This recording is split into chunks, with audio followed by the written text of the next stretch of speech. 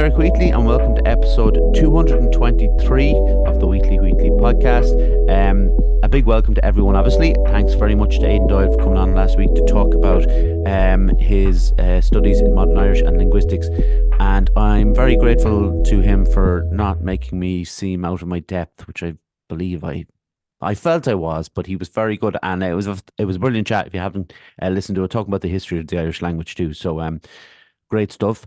Subscribe to our YouTube channel if you would. It always helps with the old algorithm and getting it out there and that kind of stuff. But more importantly, and this is kind of leading in a bit from the Irish thing, our guest today is a singer and a voice coach, and her name is Sinead Nicgabhann. Is that right? Yes, you got it right. Well done. I did it. How are you doing, Sinead? I'm great, thank you. How are you? I'm very well today. It's early enough in the morning to be podcasting, and you've already been doing some teaching. Yeah, so I get people from all around the world, and they book lessons. So sometimes it's early enough in the morning for me, so it's the afternoon for them. So this person was in Dubai. Yeah. Wow. Yeah. Fair enough. I didn't. Do you know what? It's one of those things you don't think of when you're not in the business, I guess, of the idea of people are doing it from all over the world rather than just in Ireland or, in England and stuff. Yeah, so it's great fun dealing with time zones. And then my favorite time of the year is when the hours change. It's Oh a yeah, nightmare. I was doing that. It was a few weeks ago now, obviously when the times changed, but I was talking to someone in America, and we were very confused about the whole thing. But I know I talked to my mom, and she was like, "It's a 2 week thing difference between the switching Yeah. and stuff." So yeah, Hmm. that's the one moment where it could all kind of fall apart. But Sinead, we always start at the beginning. Can you give us a history of your upbringing, please? Okay, well, I'm the youngest of six. So there's 21 years between me and the oldest, Wow, 10 years between me and the youngest, second youngest, because I'm the oldest, second. obviously. Wow. Yeah, so, same parents the whole way along. So I was a surprise at the end. They weren't expecting, but a great surprise they got. Yes. Um, but because the others were so much older, my parents were kind of fed up with the whole child rearing thing. So I was left very much to my own devices. And we had a record player and a good few records. And I used to spend a lot of my time listening to the records. Right. And yeah, I spent a lot of my time listening to voices. Hmm. Um, Also listening to adults interacting with each other and their voices. And also, I apparently used to cry a lot. So my brother quickly figured out that I liked Mozart a lot. So Wow. he used to put headphones on me and I'd shut up and I'd listen to symphonies and just lie there listening to symphonies and I'd be quiet. Then they'd take the headphones off and I'd be giving out again. So it was a tool to make me shut up. That's a bit, but like Mozart, it's normally, well, I don't know when I was growing up what it was, but there was songs on Bosco and stuff. It wasn't, it wasn't stuff like Mm. Mozart. Well, Beethoven, Bach, Liszt, Chopin, all the lads. Wow, a classy baby, I would say. A Um, very classy baby. um, Another question we always ask Sinead about is when you first became aware of mental health. I suppose that'd be from my dad, because he used to always say healthy body, healthy mind. Mm, So he's very much in the mindset of how you treat your body, you're also treating your mind. And like I believe it's the second brain, like is your stomach, and it's all interlinked. So you have to treat yourself well to have a healthy mind. And if I would say I was having a bad day, he would say, go for a walk. yeah, In 15 minutes, it won't be as bad. So I'd go off for a walk, and he was right. It yeah, wouldn't be as bad 15 minutes later. Or go try and get a good night's sleep. yeah. Take a big glass of water there and go for a walk. So it's simple enough stuff. We just sometimes forget simple things that have the biggest impact. I agree. Like it sounds like your dad was a little bit of ahead of his time in that sense because we've Or was talked. he? Well, uh, He I took all of his learnings actually from like the Stoics, the Roman right. emperors, and stuff like that. So he was very much into philosophy, and all of their philosophy was, healthy body, healthy mind, your mindset. He used to do meditation a lot. Wow. Yeah, he used to suffer very badly from stress, and then came across meditation. He would meditate 20 minutes every morning, every evening. It completely changed his life. So, yeah, oh, I suppose Western society or something, we've lost our way a bit. But I mean, Yeah. if we go back to 2000 years ago and what the Stoics can teach us, Marcus Aurelius Yeah. and these guys, life's actually pretty simple. It's yeah, it's that is very interesting in the sense of and I'm talking about this in the podcast, the idea of we ask this question and it changes with every person, the idea of when they first Mm. became aware. But the idea, I guess what I mean by your dad, like I don't think everybody was, practicing those ideals at the time, those they were, like you said, we kind of lost our way a little bit, but it seems that Hmm. he was keeping himself and yourself and your other your siblings in kind of check in that way to kind of keep you mindful of not just the body, because everybody thinks, we look after the body, be grand, but there is a sense of like we need to do both, I suppose. Mm. You And know. the beauty of the world, and to Mm, just look at the world around you. He was big into his garden. So he would every day go for a walk around and check on all his plants. So he took great pride in that. But on the other side of things, he was a businessman and had a very, very hectic life mm. in that regard, a lot of travel internationally. So when he'd come home, he had to be pretty regimented in order to maintain level head with the stress. So you can That's think clearly. yeah, that's understandable. Yeah, the yin and the yang kind of idea. But Mm. we get into yourself. So like you talked about Mozart and Bach and Beethoven, but like when did you start to sing? Well, it would have been me and the record player, probably Pavarotti is how it started. Um, so I'll actually speak a little tiny bit more about the whole Pavarotti thing. Yeah. When my mum was pregnant with me, she went to hear Pavarotti sing in Dublin, and apparently that was the first time she felt me kick. Wow. So it started very, very early, my love of music. Like I wasn't even born yet, and I was going mad. Um, and then when I had the record player, we had a couple of Pavarotti not CDs, but records.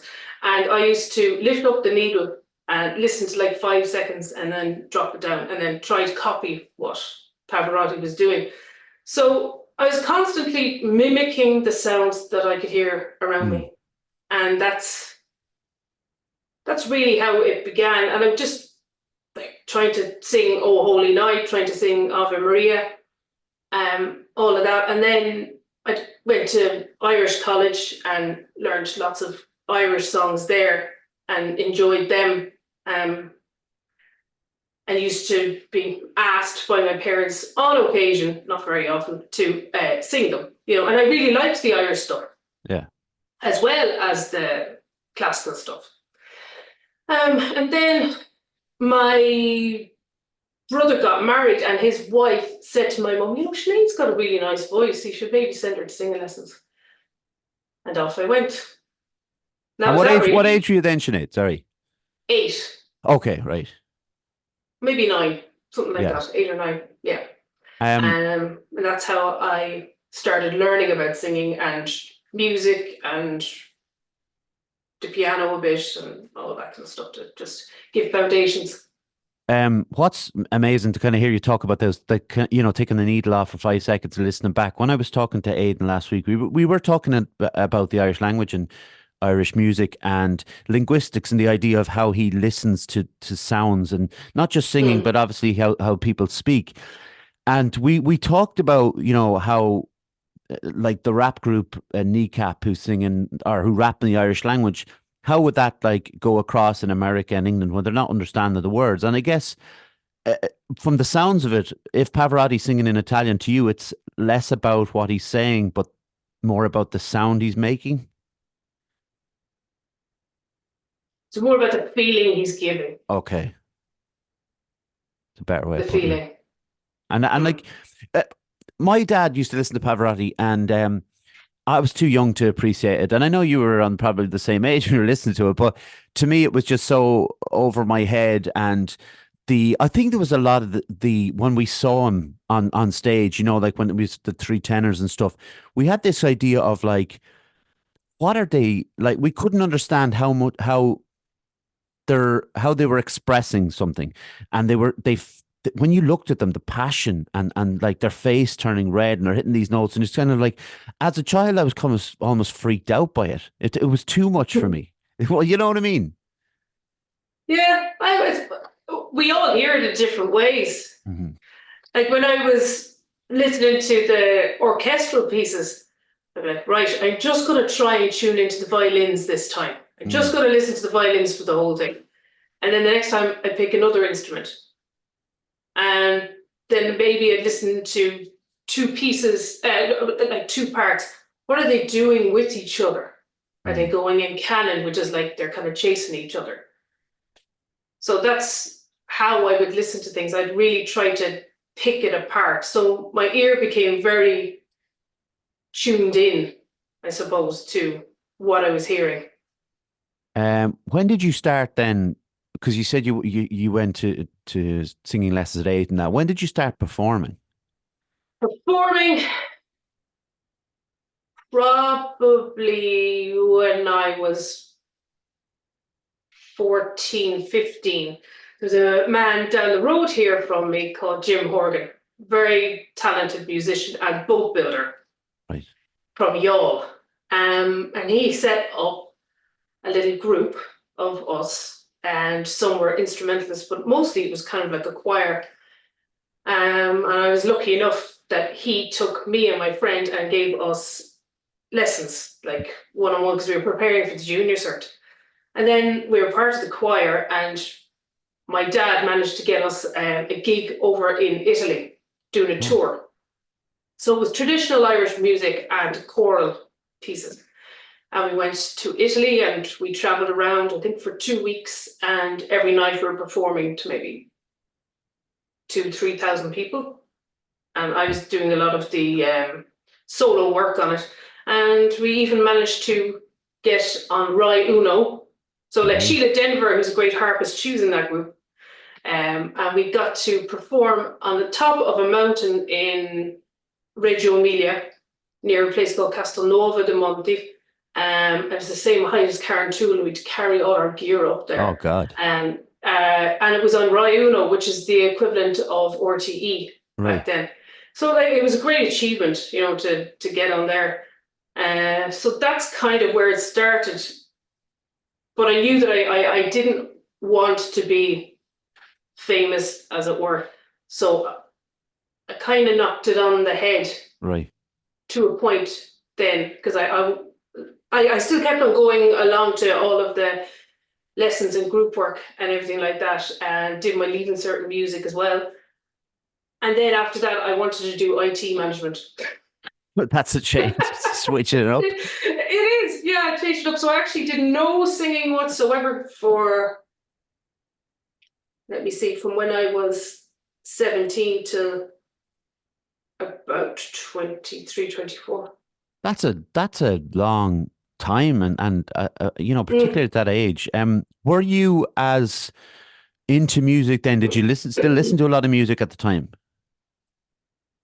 On and off. Okay. On and off. It's not that I made a conscious choice, I'm not going to listen to music anymore. Just, I was in a different, like, I was surrounded by people who had no interest in music like that. So, IT management and business and stuff like that were quite different. So I kind of left it for a bit. So when did you, or why did you decide to become a vocal coach? A vocal coach, okay, well, so I went back gigging.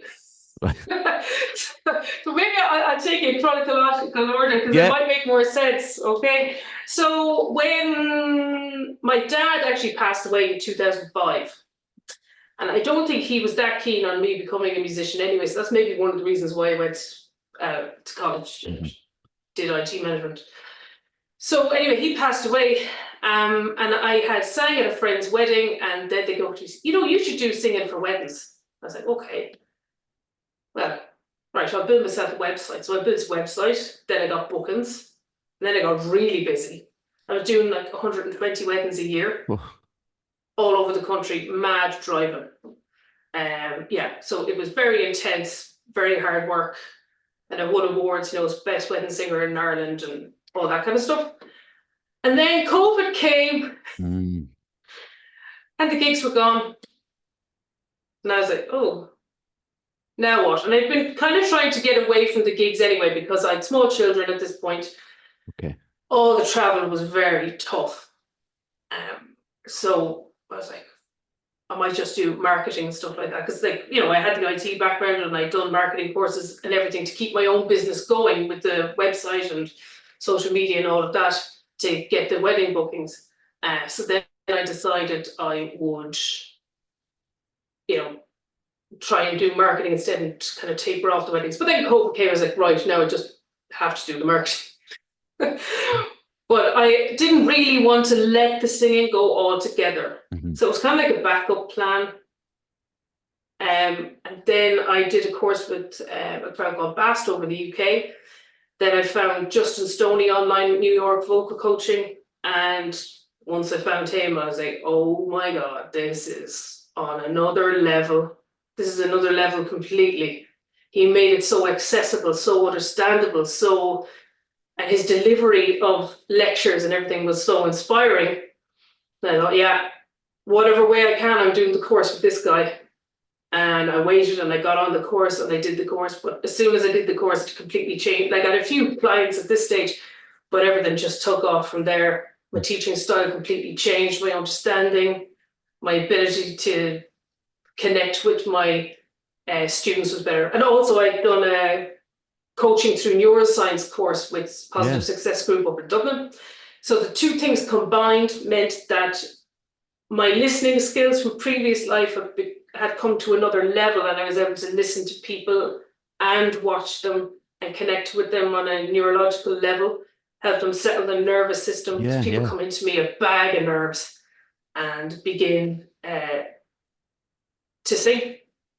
I think let them sing. Yeah, I think that, because when I was looking you up, and obviously I read about the neuroscience thing, I thought it was fascinating because when I think of going into therapy, I've been through a lot of therapy, but when I've been going to a new therapist, say, it's very daunting because you really are opening up anew again, and I think of someone coming to you for the first time, and singing it's so much exposure, and kind of the nerves are there and stuff.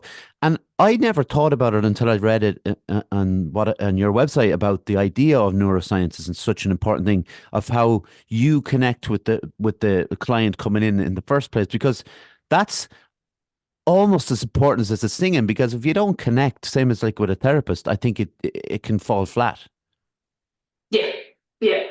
Some people, when they walk in the door, I'm like, how did they even get here? I really do wonder sometimes. They are a bag of nerves. And luckily, through my studies with Justin Stoney, I learned a lot about, breathing techniques, and it helps to settle the nervous system. So you get a lot of that stuff out. And singing, it's just about making crazy noises. Yeah. So very soon people forget why they're there, what they're doing, and they're just here with this crazy woman making loads of strange sounds. But you have to embrace your inner child again. So if it just the kind of a little kind of role play thing. So if someone comes into you, and everybody's going to have a different level of nerves, obviously. But if someone does come into you and you say you make like this crazy woman make all these noises, but is that like we have this idea of someone just going la la la la, that kind of idea? But I guess it's not that. That's just the kind of stereotypical idea of it. But in order to get different sounds, we have to do different facial expressions and get into different characters. So character sounds are actually very useful. So if you're trying to get twang, which would be a vocal style very common in like country and western. Yeah. So you need them to get the kind of talk like this. And then you get them to move up and down through the scales. So it'll be like this. Wah, wah, wah, wah, wah. Wah, wah, wah, wah, wah. Okay, so that's twang. Sounds horrible. Okay, and you sound like a robot. But this is what's used in singing, in part. Like, obviously, you would dial it back. It's not as crazy, and everything in isolation sounds horrible. So you have to really nail down the sounds in isolation and then start to bring them together. And you learn to use your instrument better. Yeah. When I was trying to teach myself to sing a little bit, just singing along to people I had the same kind of range as, it was very hard to fall into the trap of wanting to sound like a certain person, like your hero, whoever it might be, rather than finding your own voice. And I think it genuinely took me till I was about 30 to realize that there was a certain voice that I had, rather than trying to sing like someone like Richard Ashcroft, whoever it might be. Do you have that when people come in, that they want to sound like someone in particular? Oh, yeah. Okay. And how do you get that Yeah. out of them, out of their heads? Well, first of all, I explain they sound like that because they are them. You sound like you because you're you. I can give you all the vocal techniques so you can make sounds similar to them. But at the end of the day, your own life experience will dictate how your voice will end up sounding. Okay? So, also, I've sang so many different styles over the years that I have developed my own style. You will only develop your own style when you've put the hours in. Yeah. When you've done enough copying other singers. Yeah. And that's it. I heard a great interview with one of my favorite singers of all time, Kurt Elling. Right. And somebody came up to him after a concert and said to him, "Oh, I heard a bit of so-and-so's voice in there." He says, "Well, thank you very much. I worked very hard to get that in there." So it's actually a compliment if somebody can pick out something you've worked really hard to try and get into your voice. Yeah, copying is what it's built on. It's built on copying. So well, yeah, that's exactly what I was kind of doing, Sinead, at the time. It was like sitting down, listening to a couple of albums with my guitar and just copying what the person was doing. And then the problems started to come when I was trying to write songs to sound like someone else. And then, like I said, didn't take till I was about 30 when I started writing them into my range, and then I became a little bit more confident. Now, people have said, like, you've got an authentic voice to you, and I don't know if that's a compliment or something or what it is, but that is the case. Like you just mentioned there, it is my voice because it's me. It's not anything more or less. And I wonder, is there many different reasons why people come to you? Yeah. I get people who were told they can't sing. Get people that are told that they could sing. People that just want to explore something new. People that want to enter competitions. People that want to have it as a career, hobby, something to relax them, challenge themselves. Take your pick. Yeah. You just never know. Yeah, and that, like, because even when I was reading about you, there was the mention of like experienced singers coming to you, like, and that because people will find that a kind of strange. Like, what is the reason or the reasons behind that? Okay, well, they could be experienced singers and they want to do range extension, or there's one particular vocal technique that they can't quite get. They might have vocal strain. They're wondering why. Maybe they're mixing of their two voices. So we have chest voice and head voice. So chest voice and then where the two cross over, that's where a lot of things can fall apart. And maybe their mixing isn't quite as good as it could be. So we could be working on mixing the two voices together so it's a more blended instrument. Could be that they are running out of breath, that they need more power. The people who who are singing untrained for longer tend to have habits that could be damaging in the long run.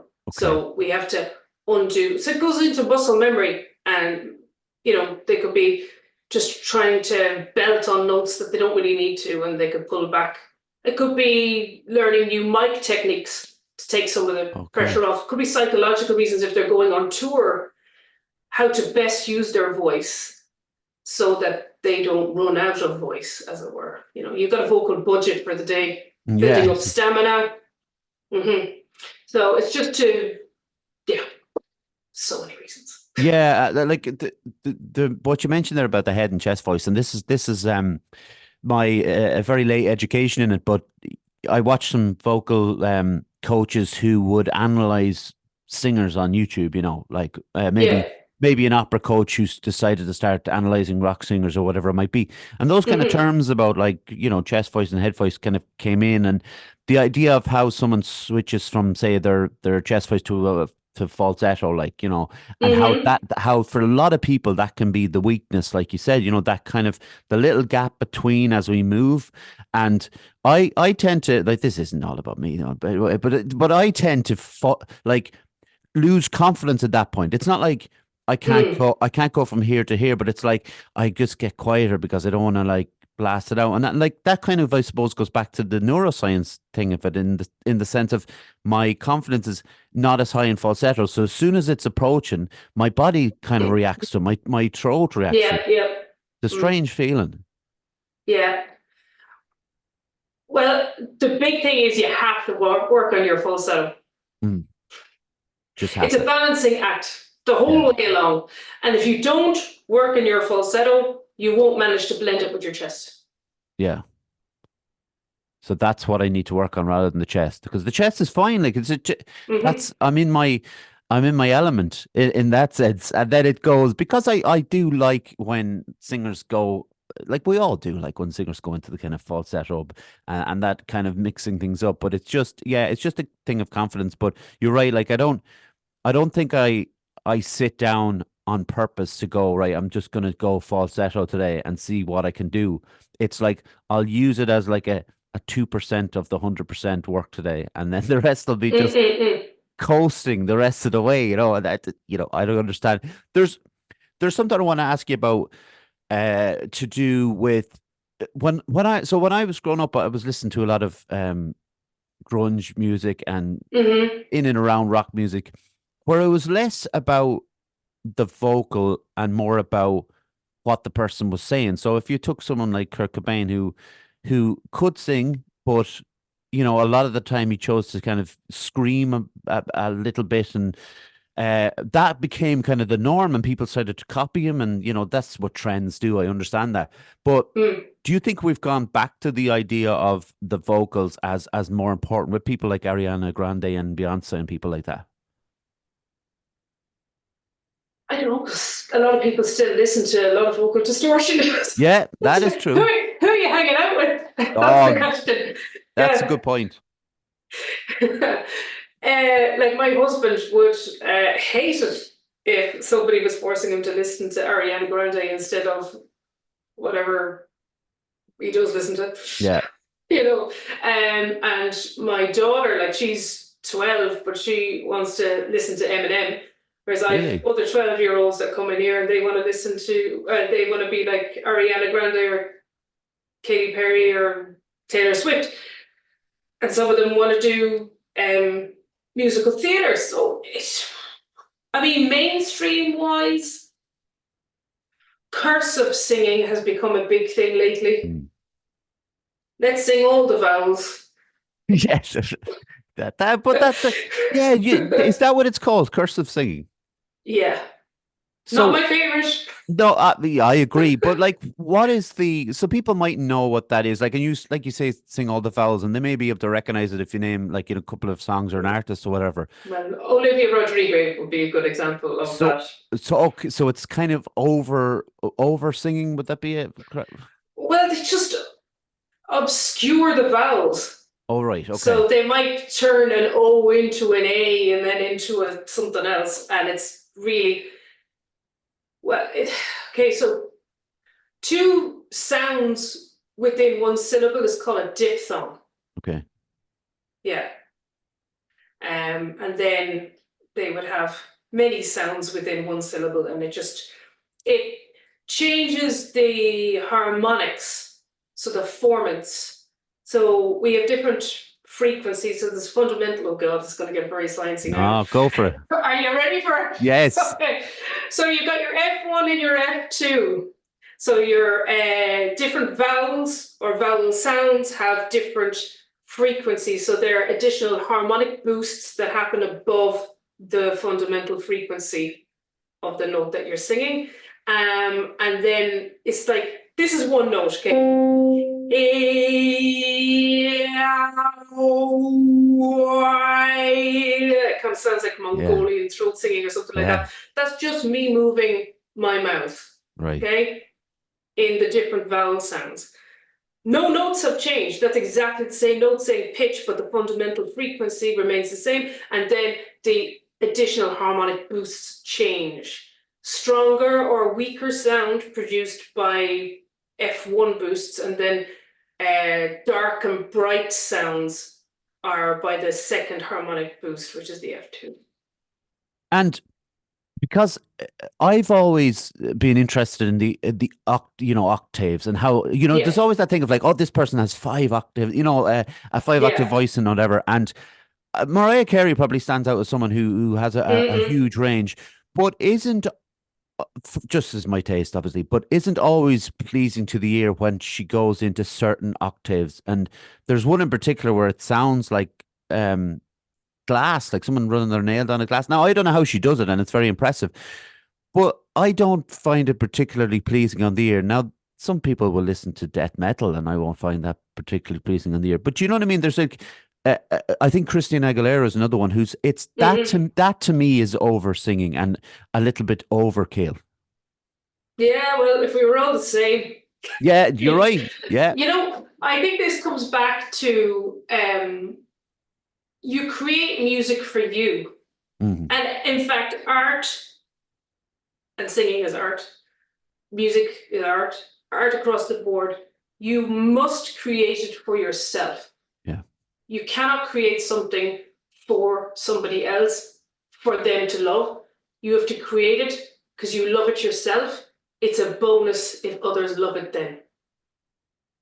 That's a really great way of putting it, because I think I was trying to people please for a long time, and I think someone said to me, "Oh, and I don't think that's true, but they said your songs are always really slow." And then I was like, "Well, I have to write some faster songs."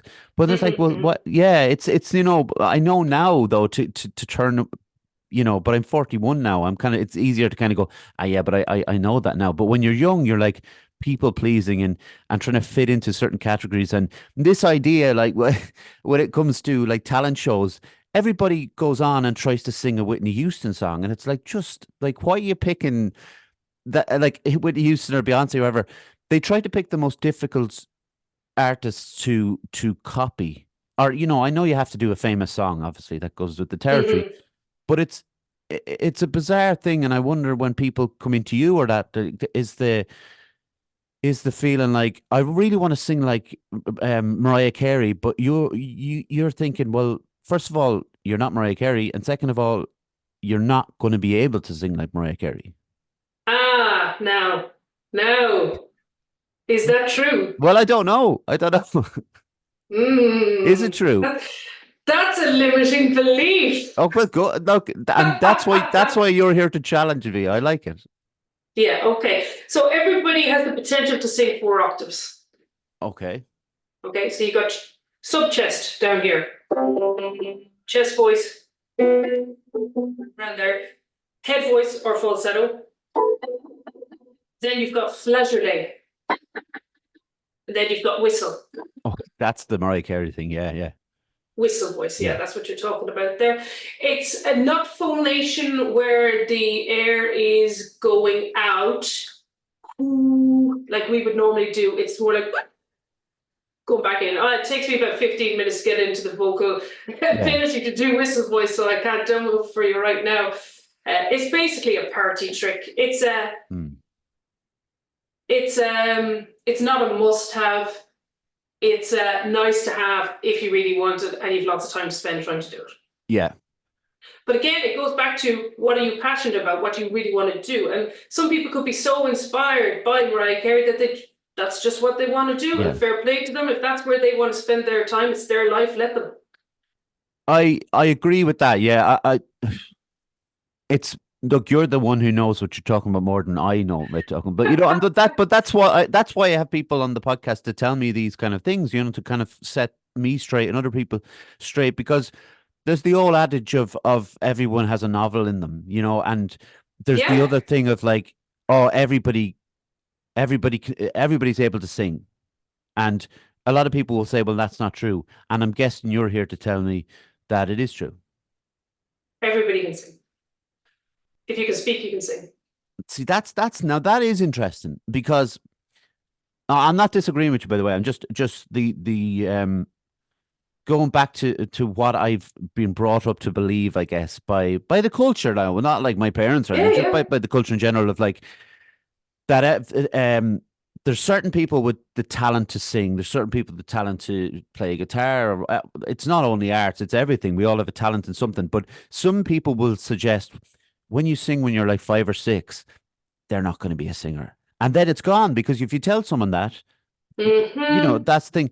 But also, like, is there a possibility, or do you? Sorry, let me rephrase it.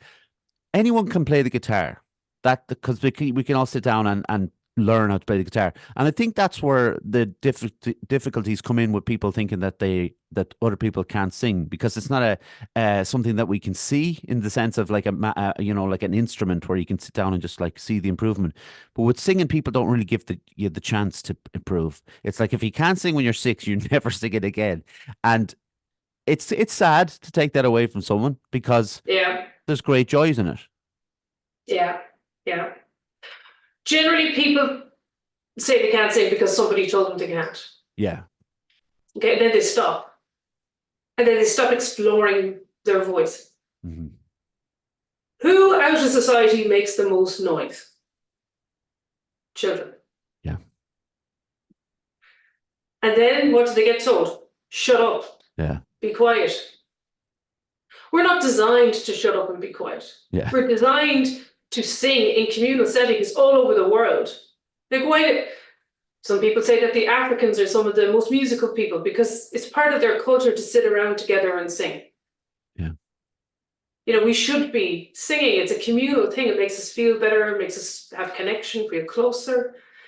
It makes us able to express being sad, being happy, being lonely, being, grieving, all these things. It helps us express these emotions. We get told to shut up, and that is taking away a fundamental part of being a human being, about expressing yourself and working through emotion, which is a sad thing to take away from people. Yeah. And it's free. Yeah. You can take it with you anywhere, and that's a great thing. But getting back to, okay, so you're 6, you've been told to shut up, that you can't sing. You stop. How is a piano in tune? It's tuned. Mm-hmm. How does human know if they're in tune? Feeling. Wow. You have to be aware of your body. Yeah. The awareness within the body, you eventually will feel whether you're in or out of tune. Then it's repetition and practice to stay in tune, and it goes into muscle memory in the vocal cords. Or vocal folds, depending on what way you want to call them. I'm going to be old school and still call them chords, but there you go. I think chord sounds nicer. It does, yeah. So that's it. Basically, scales are important because they teach you how to be in tune. Yeah. They're boring, but they're important. Yeah. And you get used to feeling. I've had people come into me and I'm like, sing this note. And they can't. Also, it is harder to copy, like if I play that for somebody and ask them to just sing that note, and if I go, so if anybody at home wants to try to do this, they would probably find it easier when I go, You get more information from my voice. That's why it's easier to tune to other human beings than it is to an instrument. what about tuning forks? We had that when we were kids. The teacher always had a tuning fork, and we Yeah. we tuned. Boing. Yeah, we'd always Yeah. tune to the fork. They give a lot of harmonics, so we get more Ah, information from that again. It's all about the harmonics, fundamental frequency, formants, all of that. That's how it will. A piano's always going to sound like a piano, mm, whereas I can sound like many things. yeah. So we just get more information from another human being and we're able to tune to them better. I could tell you a little story now. I've told this in the podcast before, but one night it was 2006 actually, so I was like 24, and we were performing in a pub, and I was the singer, and I'd been out in the fog playing football about 2 hours before that, and it like closed up my voice or whatever. I was got a cough from it anyway. But anyway, so as we were playing away, and I was really struggling. And this lady came over, and she had a few drinks in her and stuff. She was in a choir, I think, or something, and she was like trying to tell me how to sing.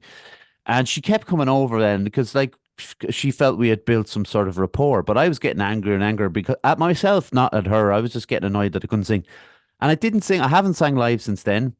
I've done in the last couple of years, just through the podcast and stuff. I've done some of my own songs and some covers on Instagram and Mm, things like that to build. It's essentially to build confidence back up.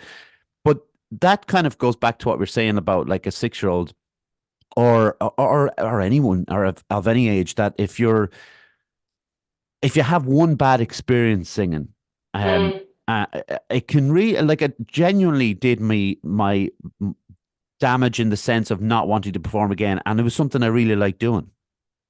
yeah. Yeah. One person saying something Mm. can really have a profound effect. Unfortunately, we tend to take other people's opinions, well, or we just hold them in higher regard than our Mhm. own opinions of ourselves. Has that person earned the right to dispense that opinion in the first place? Like, what do they know? That's yeah. I think she told me because she told me she was in a choir. I was like, oh, she knows more than me. That And sort of what thing. exactly was happening? You just felt like it was closed up. It was just closing up, and I had a cough. It was really like from the chest. It just happened in the 2 hours, and I just couldn't get any of the notes. So I was like letting the band just play solos and stuff, and then I'd sing a little bit, and I was getting more angry at myself, and then I was getting, and then it was that addition. I would have been annoyed anyway, and I think the addition of somebody coming over and telling you, and we didn't finish. Well, I didn't finish the gig anyway, but um, I just had enough then. And I genuinely like it sounds overly dramatic, but at the time when I was probably struggling with my mental health, without really knowing anything about mental health and not really knowing what it Mm, was all about, I definitely got so much, and I'm sure you get the same. I get so much from actually singing and performing. yeah. Like it was such a joyful experience. So that was kind of another thing that was kind of taken away at the time, and it really like damaged me for a long time to not even want to play the guitar or anything. Mm.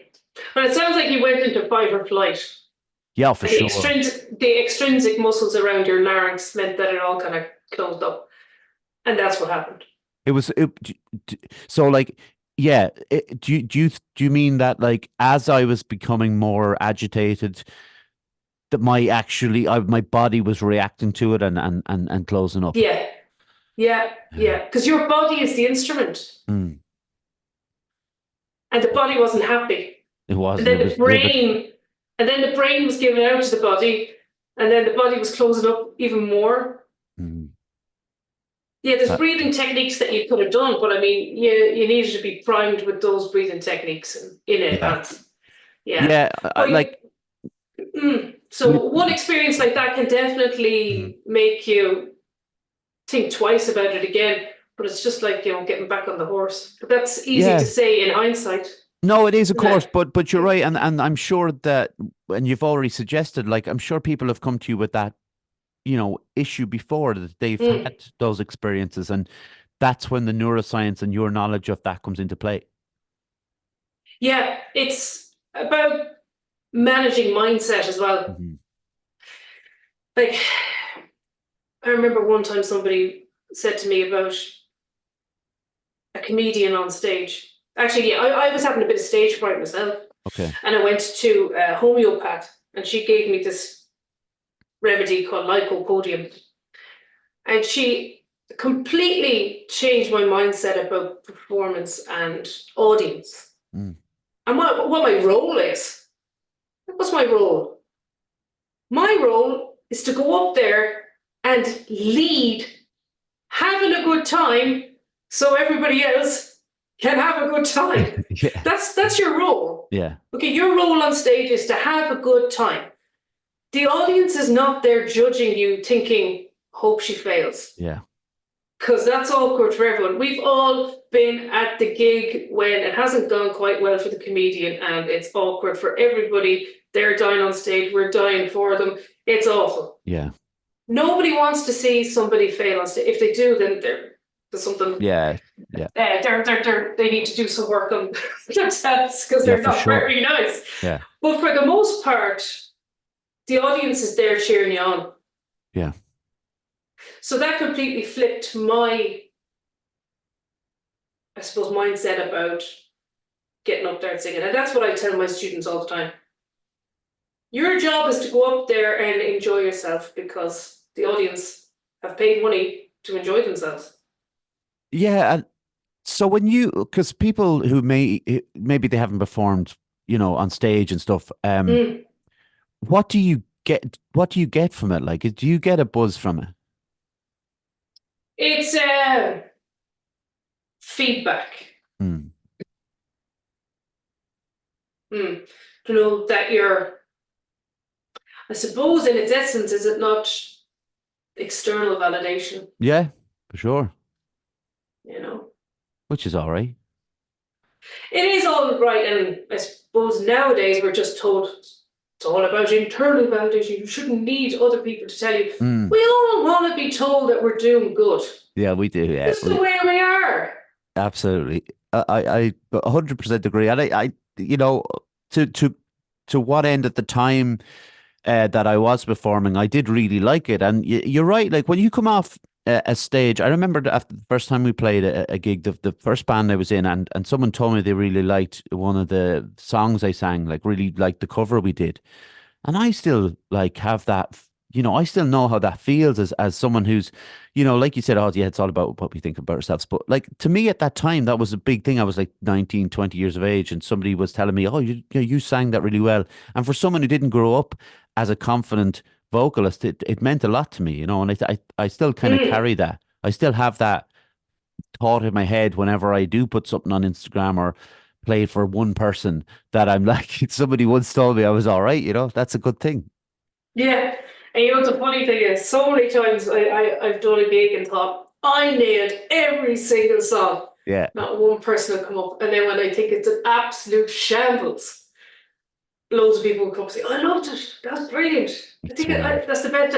Oh, I mean, your own do we have a clue what we sound like at all? Sometimes I wonder. I but when is there extra pressure? Now this is a kind of, I suppose, a silly question, but is there extra pressure on a vocal coach when they are up performing, singing? Do you feel that? Do you feel people will go, this person like really knows how to sing because they teach people how to sing, People that know that I teach wouldn't necessarily be the ones that be listening to me. Well, maybe in my locality they might know, but then they all know me for a long time. But as I said, like a lot of my students aren't from around here. Yeah. Like they're international, so they're never going to have a chance to hear me live. And people that look for me, yeah, they're not going to hear me live. So I don't think it matters. No, yeah, that's why it was a silly question, I guess. And I want to ask then more about like, personal preferences, I suppose. Like, what's your favorite song to sing? That's a tough question. I like Nina Simone stuff. Oh God, I love Nina Simone. Oh, don't get me started on Nina Simone. I won't shut up about Nina Simone. I absolutely adore her. She's amazing. Amazing vocalist. Yeah. It's only something I've been able to do in the last 3 years, I'd say. Because before that, I was very much stuck in classical, but then some, I suppose, my voice was higher. Right. Now, I've had the luxury of teaching a ridiculous amount of men. Oh, They right. have they have gifted me with an extra couple of notes around the bottom end of my range. Um, and it's very hard to get a few extra notes. Like they're not powerful notes, but I can get there. And they sound pretty good enough. If I have a microphone, I could definitely get away from it. Get away with it. So they've gifted me with a couple of extra notes, which means Nina's now in my. It's an option. I don't have to Nice. transpose her up anymore. I can actually do it in her range. And I'm Uh, a high soprano. oh, is that right? And Yeah, so what's Nina Simone then? oh, she's borderline Bar tenor. Yeah. It's a very it's very interesting that you've only picked it up that recently. That's amazing. And I suppose people won't understand that, but um her vocal style is very distinctive, and like I know there is Mm, vocalists who are distinctive and but as soon as you hear Nina Simone sing, you know it's Nina Simone singing. And yeah. her natural voice, obviously she's an amazing piano player as well, which helps. An amazing performer I've seen. Have you seen the documentary on Netflix about her? Oh, God, I've watched so many documentaries on Nina Simone. They've all blended into each other. Oh, you've seen, yeah, Uh, I'm sure you've seen it then. It's called What Happened to yeah, Miss Simone. But I think so. Yeah, I think I've yeah, seen it. I hadn't really seen a lot of her actual live performances. And I was just like, that's just one person just commanding not just the stage, the audience, the arena, whatever she was in. I love her. But yeah, so Nina Simone would be something now that you're really loving doing. I like to go on a journey. Okay. She brings you on a journey. Yeah. Going like You can Cinnamon. really like. I can put my headphones on and just really get in there, listening to Yeah. her. I want Um, something I can really get my teeth into, and there's just so many layers of the sound. yeah.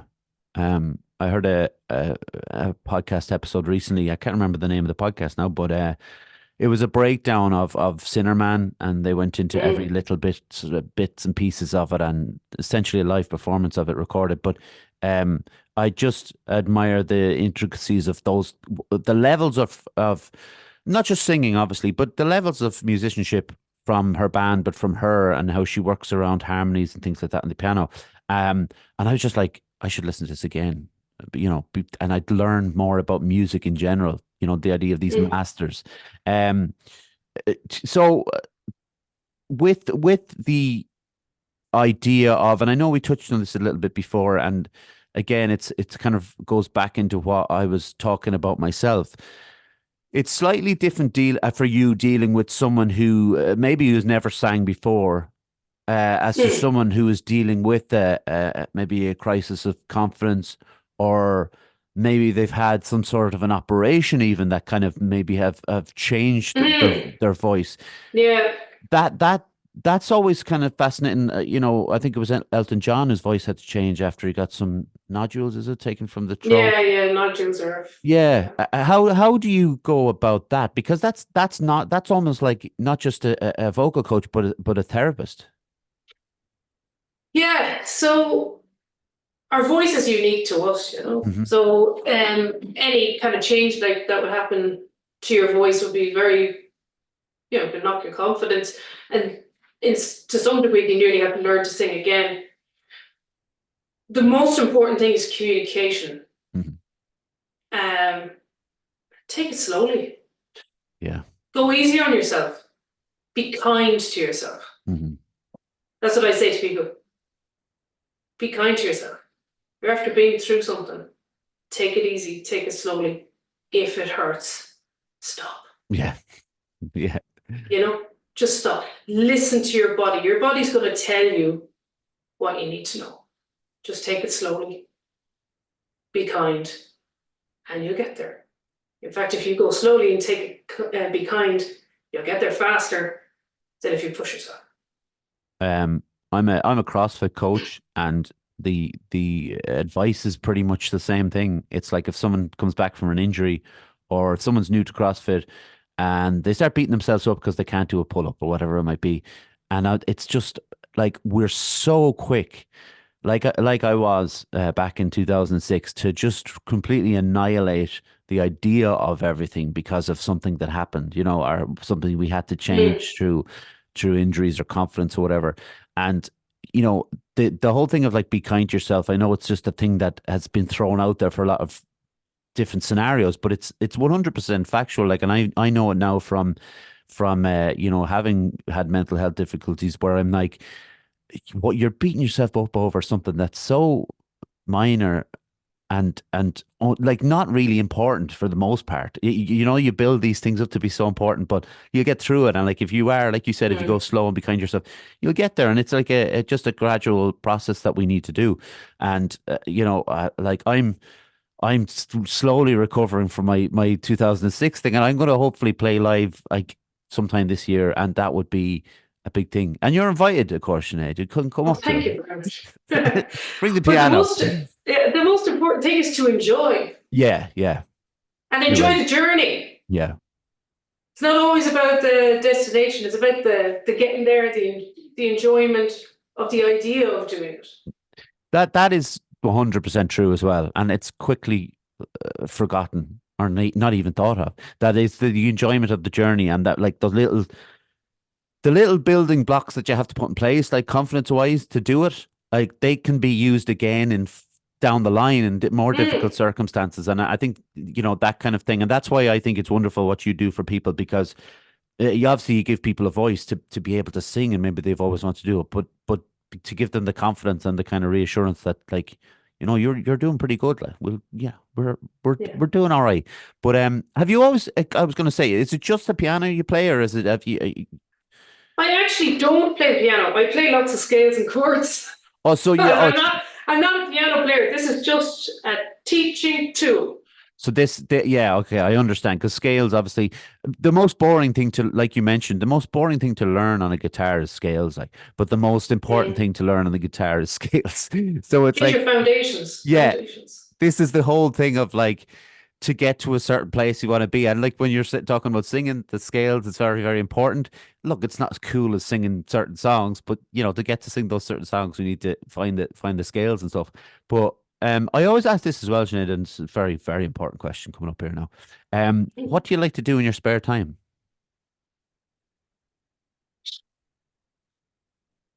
Spend time with my husband and kids. Travel a lot. Oh, really? A lot. What Carbon is footprint. Ah. have you have you always has that always been a thing for you? Yeah, And yeah. what is it like? Why is it is it like one of those travel bugs, those kind of things? It's culture. Yeah. I need culture. It's not a want, it's a need. It's a Mhm. requirement for my existence to have culture. I go to Italy a lot. Yeah. Yeah. Um, so yeah, like I was sent over there when I was 8 until I was about 15 every summer for two weeks to learn Italian.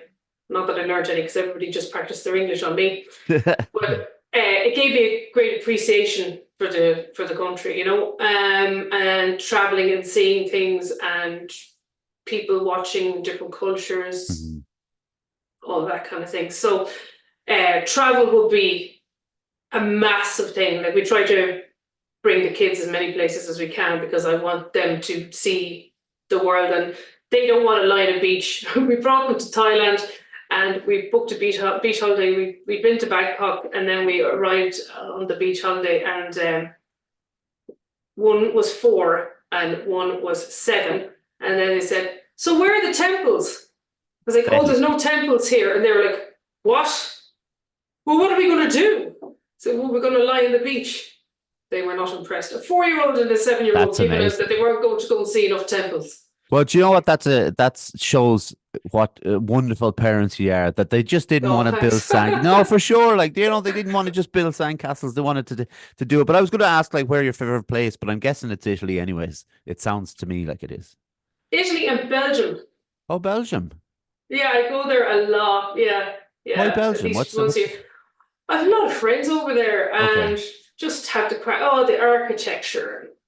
It's just lovely. I go to Ghent That's mostly. right. yeah. I just love being there, and it was one of the wealthiest. Well, it was the wealthiest city in the world back in its prime. It Wow. was the linen capital of the world. Yeah, and it's just so well preserved, and the efficiency to which everything is done, the professionalism that everybody and pride in their jobs. It is an inspiring country. So people give out about Brussels and everything, and I'm like, Jesus, working well for them. Yeah, I don't exactly. know what the problem is. It's exactly. It doesn't seem to get the big ups that it deserves. Belgium, it's always the places Mm. around it that seem to get it. Like France and Spain and stuff. But people should go to Belgium. But we're going to start a campaign. Um, No, Sinead, then they'll all know they'll ruin it. yeah, No, well, nobody go to actually, Belgium. It's my special place. that's actually a very good point. Don't go to Belgium. Go to Germany and France and all those places instead. Sinead, you've been an absolutely brilliant guest. I've really Thank you. enjoyed talking to you. It's been wonderful. If you don't mind staying around for 1 minute, I'll close it out. We'll get a quick photograph for the archives, and then we'll go on our way. Is that all right? Perfect. Yeah, Brilliant. So thank I you. want to thank John for all his technical support as always. I always thank my mum, my dad, and my granddad, and Calvin. Getting just that just rolls off the tongue now. Yeah, like I said, subscribe to the YouTube channel if you would, or on Instagram, Facebook, Spotify, Apple, Anchor, Google Podcast, etc. Sinead, where can people find you? Well, it's pretty easy. SineadTheSinger.ie. There you go. I mean, that's the perfect. What did they call it? The rights for it. The copy. Yeah, that's the perfect one. Yeah, But yeah. that's yeah. Go and find Sinead. And Sinead is also on Instagram as well, and all those other places, and you'll find Sinead there. And if you want to sing, like what after listening to this episode, and you've always wanted to sing, there's now no excuses for you not to contact Sinead and get it going. Sinead, or sorry, thanks to everyone obviously for tuning in. Should have said that earlier. And once again, Sinead, thank you very much. Thank you. All right, everyone. We will see you next week.